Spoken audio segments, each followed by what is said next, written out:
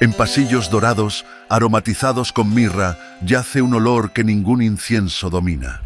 Cadenas rechinan, arrastrando algo colosal entre tapicerías que tiemblan de vergüenza. Detrás de las puertas, un gigante coronado lucha contra su propia carne, en un duelo sin gloria. Y toda Inglaterra contiene la respiración, temiendo que el próximo aliento sea el último. Hola, viajeros de la historia. ¿Te atreverías a entrar en la sala donde el rey más temido de Inglaterra se pudría en vida? Hoy revelaremos el bizarro y repugnante final de Enrique VIII, el tirano Tudor. Antes, deja ya tu super like para fortalecer la corona de este canal y sin más demora, vamos al vídeo.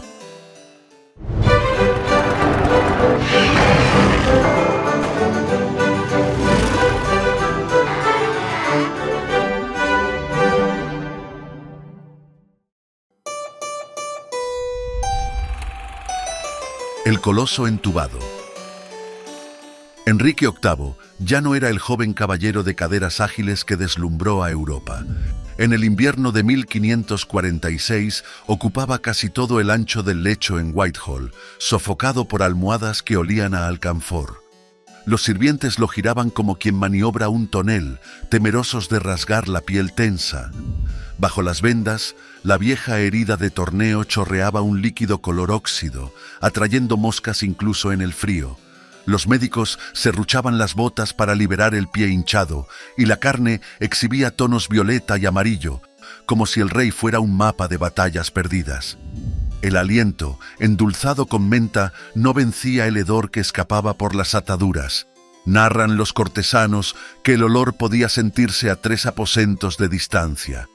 Aún así, el monarca exigía banquetes dignos de feria, devorando cisnes, pasteles de cordero y copas de cerveza oscura, mientras la gota le incendiaba los dedos. Cada mordisco era un duelo entre el apetito y el dolor, pero Enrique se negaba a reconocer la derrota. Al levantar la mano pesada, los sirvientes recordaban que, detrás de la montaña de carne palpitante, aún vivía el soberano capaz de mandar a cualquiera a la horca con una simple mirada. Y la mirada, dicen, todavía centelleaba como espada a la luz de las velas. Engranajes de la humillación. Para mover a Enrique entre los salones, artesanos inspirados en el Renacimiento italiano inventaron verdaderas máquinas de tortura disfrazadas de trono. La principal era una silla de nogal que subía por rieles junto a la escalera principal, elevada por poleas y 2 hombres robustos. Cuando el rey se instalaba allí, el cuero rechinaba, y cada escalón conquistado provocaba gemidos ahogados, tanto de él como de los porteadores. El recorrido terminaba en otro artilugio, una litera reforzada con hierro por dentro, disfrazada con terciopelo carmesí por fuera, perfumada con almizcle para domar el olor. Aún así, quienes la escoltaban llevaban saquitos de hierbas bajo la nariz. Durante el trayecto, Enrique gritaba instrucciones de gobierno, insultaba al parlamento, pedía cánticos y oraciones, luego se callaba, vencido por el dolor que palpitaba en la úlcera. Los médicos acompañaban, listos con serruchos finos por si era necesario abrir un canal de drenaje de emergencia. No era raro que el suelo de mármol quedara marcado por gotículas de sangre oscura, que las damas de compañía limpiaban agachadas antes de que alguien resbalara. Cada viaje, de la capilla a la habitación, recordaba a la corte que todo el reino dependía de cables de cáñamo y espaldas serviles. Y aún así, el rey se enorgullecía de comandar el mundo desde un asiento chirriante. La vigilia de los delirios. Encerrado en la habitación del palacio de Whitehall, Enrique VIII afrontó la última Navidad como si viera su propia sombra alargarse en la pared. La fiebre inquieta hacía brotar el sudor bajo el gorro bordado con rubíes. Luego, escalofríos violentos hacían temblar el colchón de plumas. Los sirvientes renovaban las sábanas cada hora, pero la úlcera abierta insistía en manchar el lino con pus verdoso. Entre un delirio y otro, el rey imaginaba trompetas de torneos pasados, aplaudía a adversarios invisibles, luego lanzaba insultos contra papas, esposas y obispos. Cuando recuperaba la razón, pedía que le trajeran una miniatura pintada por Hans Holbein para contemplar el retrato de un hombre que ya no existía. Para calmar su espíritu, el arzobispo Tomás Cranmer recitaba salmos, mientras los médicos soplaban humo de resina bajo el lecho, creyendo purificar el aire. Cierta noche, Enrique agarró la manga de Cranmer y murmuró que temía ver el infierno reflejado en el espejo. Aún así, se negó a confesar culpas. Al amanecer del 28 de enero, respiraba con soplos cortos, como un fuelle agujereado. Le preguntaron si confiaba en la misericordia divina. Respondió con un leve, casi imperceptible asentimiento. Poco después, cerró los ojos. No hubo trompetas, solo el suave crujido del suelo cuando los sirvientes se arrodillaron en silencio. El ataúd que lloró sangre. Aunque estaba muerto, el cuerpo de Enrique VIII siguió imponiendo tareas y temores. Los embalsamadores cerraron la herida de la pierna con paños empapados en trementina y envolvieron el torso en vendas de lino antes de introducirlo en un ataúd de plomo soldado a toda prisa. La comitiva salió de Whitehall rumbo a Windsor, pero el viaje exigía una noche de descanso en la antigua abadía de Sion, a orillas del Támesis.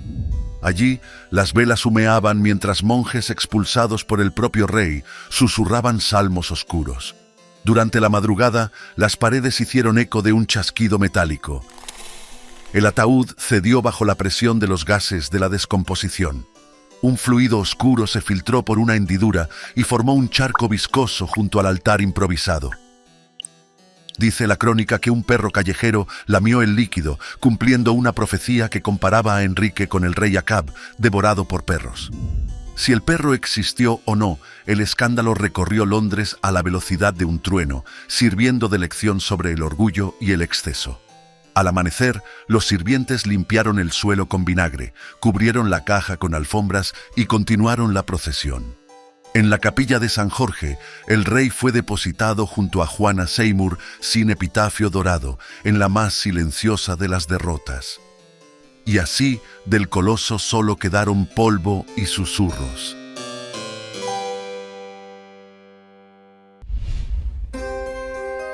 En el Palacio de Versalles, durante el calor sofocante del mes de agosto del año 1715, una sombra siniestra comenzó a cernirse sobre los dorados pasillos. El hombre que había gobernado Francia por más de 7 décadas, el autoproclamado Rey Sol, estaba a punto de enfrentar sus últimos momentos en una agonía que conmocionaría a toda Europa. La muerte que se aproximaba a Luis XIV no sería digna de un rey, sería una de las más terribles de la historia real. Hola viajeros de la historia. Hoy vamos a sumergirnos en los momentos finales de uno de los reyes más poderosos que han existido, Luis XIV de Francia. Imaginen, 76 años de vida, décadas de gloria absoluta y al final, una muerte que haría que cualquier persona común pareciera afortunada. ¿Acaso el Rey Sol brilló realmente hasta el final o su luz se apagó de la forma más cruel posible? Antes, dejen su super like y sin más demora, vamos con el vídeo.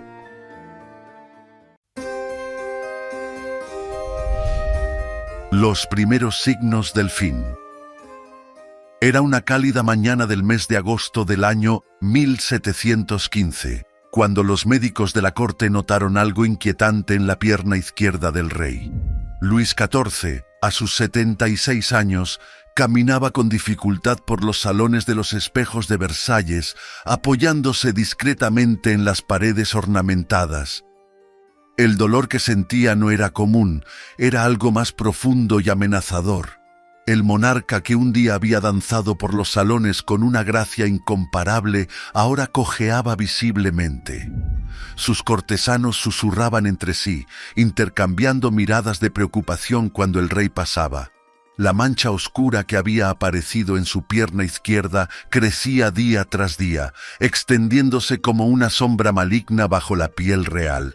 Antoine Fagon, médico principal de la corte, observaba con creciente preocupación. Aquella marca oscura no era una simple herida, era algo mucho más siniestro. La piel alrededor de la lesión había cambiado de color, volviéndose extrañamente fría al tacto. El rey, sin embargo, insistía en mantener sus actividades normales, negándose a mostrar cualquier señal de debilidad. Los médicos de la corte, perplejos ante el cuadro que se agravaba, comenzaron a murmurar una palabra que jamás se atrevieron a pronunciar en voz alta: gangrena. La carne del rey Sol se estaba pudriendo literalmente, y él todavía estaba vivo para sentir cada momento de ese deterioro. En aquellos primeros días de agosto, mientras los jardines de Versalles florecían en toda su gloria, el cuerpo del hombre más poderoso de Francia comenzaba su viaje hacia el final más cruel que un rey podría enfrentar. La conspiración del silencio. En las semanas siguientes, un silencio mortal se apoderó de los aposentos reales. Los médicos de la corte, Georges Maréchal, cirujano jefe, y Antoine Fagon, médico principal, sabían exactamente lo que estaba sucediendo, pero ninguno de ellos tenía el valor de pronunciar la verdad ante el rey que había gobernado Francia con mano de hierro durante más de 7 décadas. El olor. ¡Ah! El olor. Quien estuviera cerca de los aposentos reales podía percibir el hedor dulzón y nauseabundo que emanaba de la pierna gangrenada. Los sirvientes más cercanos al rey comenzaron a usar pañuelos perfumados, fingiendo que era solo una precaución contra los humores del verano. Pero todos lo sabían, todos sentían la muerte aproximándose a través de aquel aroma inconfundible. Madame de Maintenon, esposa secreta del rey desde 1683, oculta porque no poseía estatus suficiente para ser declarada reina, observaba horrorizada cómo la situación se deterioraba. Había sido testigo de décadas de gloria junto a Luis, pero ahora presenciaba algo que jamás había imaginado posible. El hombre que había comandado ejércitos enteros estaba siendo derrotado por su propia carne. Luis, no obstante, se mantenía firme en sus rutinas diarias. Recibía a embajadores, firmaba documentos, participaba en las ceremonias de la corte, pero su pierna se estaba transformando en algo que haría que cualquier persona común se desmayara de horror. La gangrena avanzaba implacable, devorando la carne real centímetro a centímetro. Los médicos intentaron de todo: sangrías, cataplasmas, ungüentos milagrosos traídos desde los confines del Imperio francés. Nada funcionaba. Cada día que pasaba, la situación se volvía más desesperada, más repugnante y más inevitable. La agonía del Rey Sol. El final del mes de agosto trajo consigo una realidad ineludible. La gangrena se había extendido de tal forma que la pierna de Luis estaba prácticamente en descomposición. El rey, que un día fue el hombre más elegante de Europa, ahora apenas podía mantenerse en pie. El dolor era tan intenso que gritaba durante las noches, despertando a toda el ala real del palacio. Los gritos resonaban por los pasillos de mármol, creando una atmósfera de terror que ni siquiera los cortesanos más experimentados habían presenciado. El duque de Saint-Simon, cronista de la corte, registraría posteriormente que nunca había visto algo tan perturbador como aquellos momentos de agonía real. Los médicos, desesperados, sugirieron la amputación. Imaginen, amputar la pierna del Rey Sol. La idea era tan absurda, tan impensable, que fue rechazada de inmediato. Un rey no podía gobernar sin una pierna, al menos eso es lo que se pensaba en la época. Durante los primeros días de septiembre, el olor a descomposición era tan fuerte que los cortesanos debían cubrirse la nariz con pañuelos empapados en perfume solo para acercarse al rey. Luis, consciente de su condición, comenzó a dar sus últimas órdenes, a hacer conocer sus últimos deseos, pero la gangrena no esperaba. Continuaba su marcha mortal, ascendiendo por la pierna, acercándose al tronco. El cuerpo del hombre que se hacía llamar el Rey Sol estaba siendo devorado en vida por su propia carne en descomposición. La muerte estaba llegando y sería tan terrible como espectacular. El fin de una era. El día 1 de septiembre del año 1715, pocos días antes de cumplir 77 años, Luis XIV finalmente sucumbió.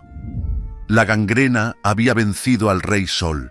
Su muerte fue precedida por horas de agonía insoportable, con la infección extendiéndose por el cuerpo real como fuego en paja seca.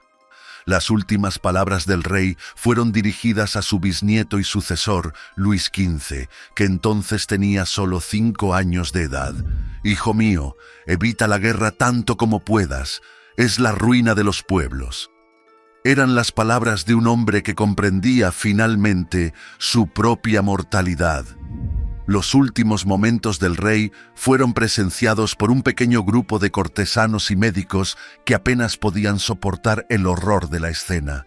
El hombre que un día controló el destino de toda Europa ahora estaba reducido a un cuerpo en descomposición, luchando contra una muerte que parecía deleitarse en su crueldad.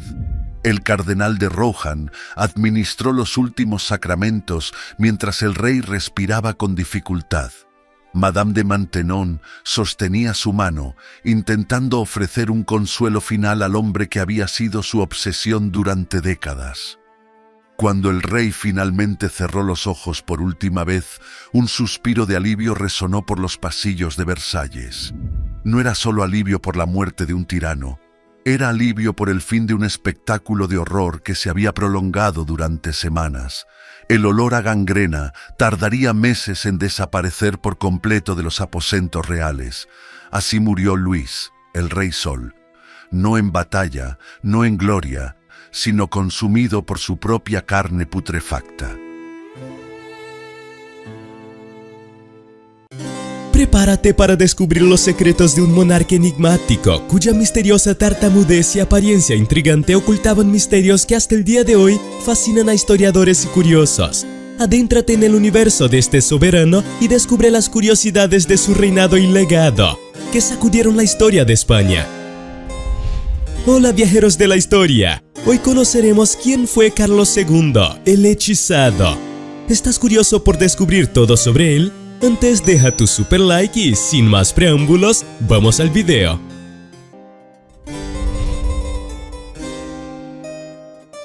El nacimiento sombrío. Era una noche fría y nebulosa de 1661, cuando Carlos II de España llegó al mundo. El apodo de Carlos el Hechizado ya estaba en el aire, como si el destino supiera de las dificultades que lo esperaban. El joven heredero del trono español, hijo de Felipe IV y Mariana de Austria, llevaba consigo un legado genético que daría lugar a una serie de enfermedades y misterios.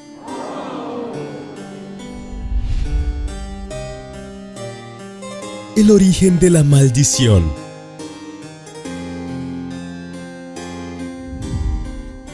El origen de las enfermedades de Carlos II se encuentra en su propia sangre. La nobleza española, en busca de preservar la pureza de su linaje, practicaba matrimonios consanguíneos, lo que irónicamente fue la causa de las enfermedades que afectaron al joven rey. El destino, siempre irónico, parecía susurrarle al pueblo: cuidado con lo que deseas, porque puede convertirse en realidad.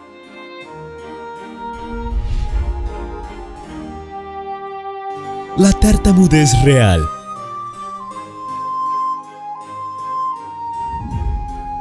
El primer misterio que rodeaba a Carlos era su tartamudez. Dificultades para articular palabras y hablar de manera fluida formaban parte del día a día del monarca. Sin embargo, detrás de este obstáculo había un espíritu perseverante y resistente, que no se dejaba vencer. Sus súbditos, siempre solidarios, susurraban entre sí. Después de todo, ¿quién necesita palabras cuando se tiene un corazón fuerte y lleno de coraje?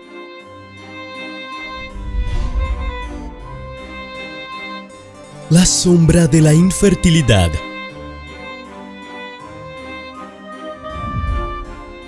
La infertilidad era otra maldición que acechaba al joven rey. Con la responsabilidad de garantizar la continuidad de la línea real, él enfrentaba la sombra de la esterilidad que se cernía sobre su matrimonio con María Luisa de Orleans y posteriormente con Mariana de Neuburgo. La ironía de esta situación no pasaba desapercibida para el pueblo. ¿Quién hubiera pensado que, en su afán por preservar la sangre real, la nobleza acabaría sellando su propio destino?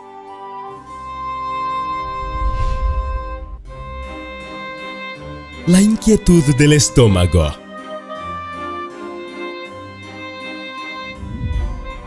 Él sufría de una molestia persistente en su estómago, causada por una fístula anal. El dolor constante y los malestares generados por esta condición hacían que el monarca enfrentara un verdadero desafío diario. Sin embargo, en medio de las adversidades, él encontraba fuerzas para continuar. Después de todo, ¿quién soy yo para cuestionar los misterios del destino?, pensaba.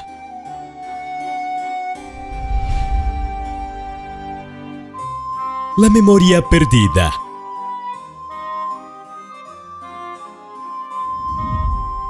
Uno de los misterios que lo rodeaba era su memoria débil. Algunos creían que esto se debía a su salud debilitada, mientras que otros afirmaban que era una señal de que el rey estaba siendo hechizado por fuerzas ocultas.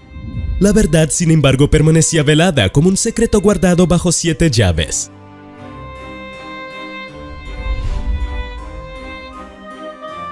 El enigma de la gota.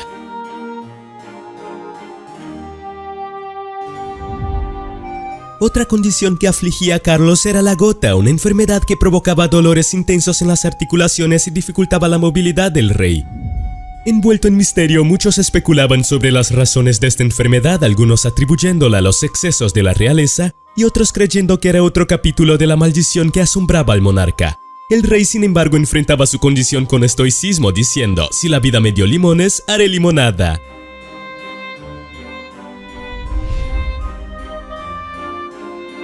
El laberinto de la mente.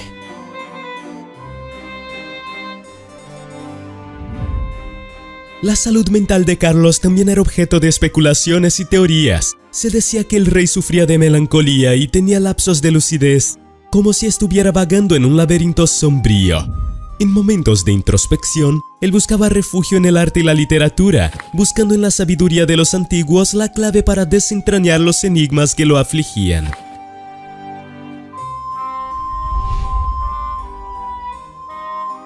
La cara de la adversidad.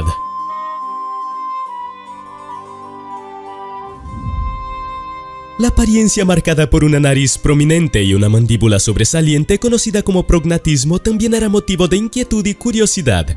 Algunos creían que tales características eran señales de la maldición que se cernía sobre la familia real, mientras que otros las veían como un símbolo de la determinación y la resiliencia del rey. Al enfrentar los desafíos impuestos por su condición, Carlos II enseñaba a todos una lección de coraje y superación.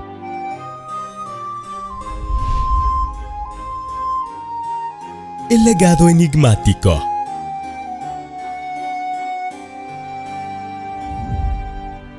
A pesar de todas las adversidades, él dejó un legado de misterios e intrigas que perduran hasta nuestros días. Su reinado fue marcado por innumerables desafíos, muchos de los cuales permanecen envueltos en sombras e incertezas.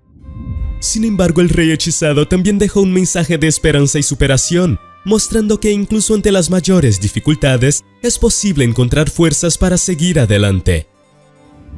Así, la saga de Carlos II de España permanece viva en la memoria del pueblo, como un ejemplo de coraje, determinación y resiliencia.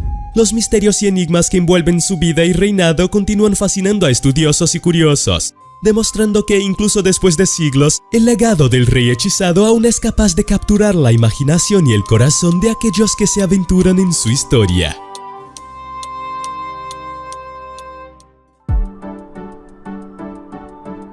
¿Y tú ya conocías la historia de Carlos II?